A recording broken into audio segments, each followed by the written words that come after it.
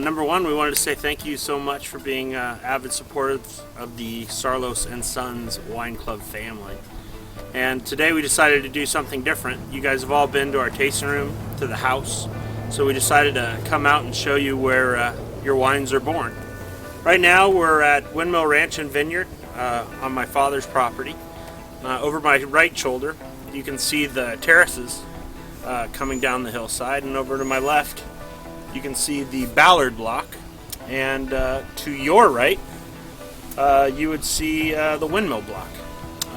Here on Saarloos and Sons Windmill Ranch we grow Grenache and Syrah. All the Syrah that you're going to taste from Saarloos and Sons from Solo, which is father on it, comes from these terraces.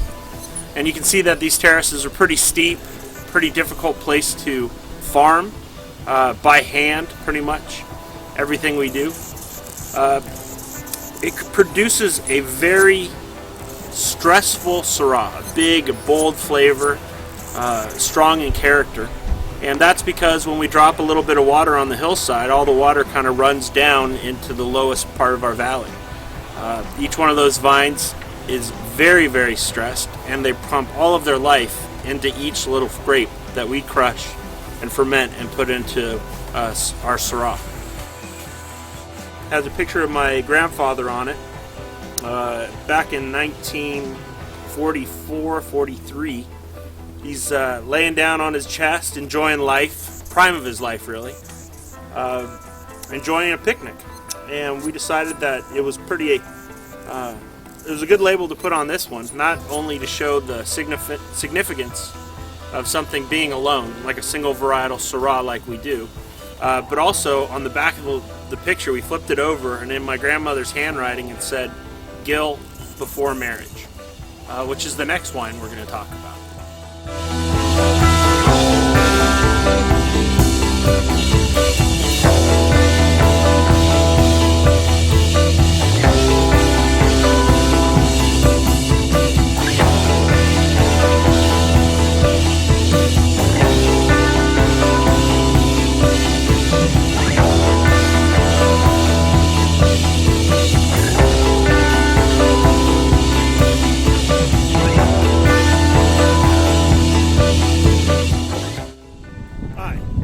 Here we are in Saarloos and Sons El Camino Real Vineyard. In the foreground you can see the bottle of 1946, the Honeymoon, or the Moon. We already showed you where your Syrah came from on your high terraces, so we thought we'd come over here and show you where your Cabernet Sauvignon comes from. This wine's kind of unique. It's a non-typical blend. You don't see Cabernet and Syrah blended very often, and that just seemed to be the right thing for our family to do. We're not a very common family.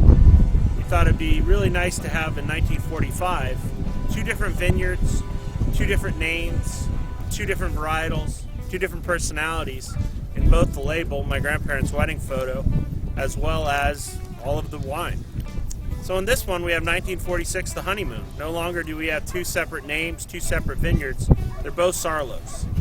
What we have in this one, which is kind of unique, is that we have a 60-40 blend. 60% Syrah from the Windmill Ranch Vineyard and 40% Cabernet Sauvignon from our El Camino Real Vineyard.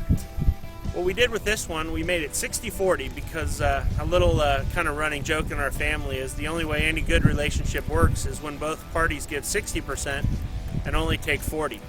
So what we decided to do with this one was make it a 60-40 blend. 60% Syrah, 40% Cabernet. On the label you'll see my grandparents' honeymoon photo. They were married in 1945, and this photo was taken in 1946. Going back to Solo, on the back of that photo it said "Go before marriage," and that's exactly where we serve it. We serve it before 1946.